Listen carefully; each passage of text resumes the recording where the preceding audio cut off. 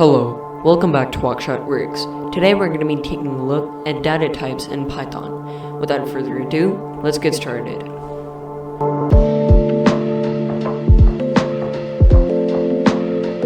There are many data types in Python, and in this video in specific, we're going to be taking a look at primitive data types.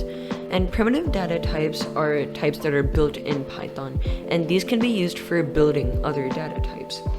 Let's take a look at each of them in depth so that you get a better understanding. First are strings. Now, strings are denoted as str in Python. Strings can consist of both letters and words. They can use double quotes or single quotes.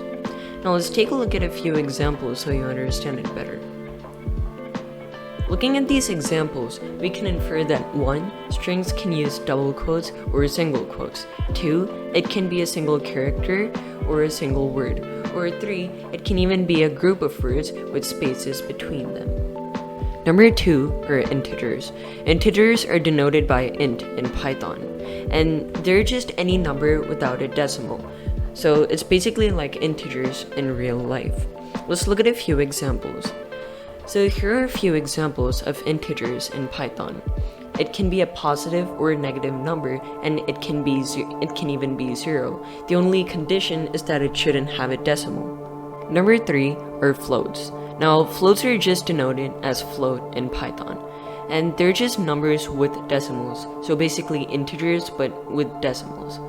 And here are a few examples, and these just show that floats can be both negative or positive, and they can contain as many decimals as you want. Last but not least are booleans, and booleans are denoted as bool in Python.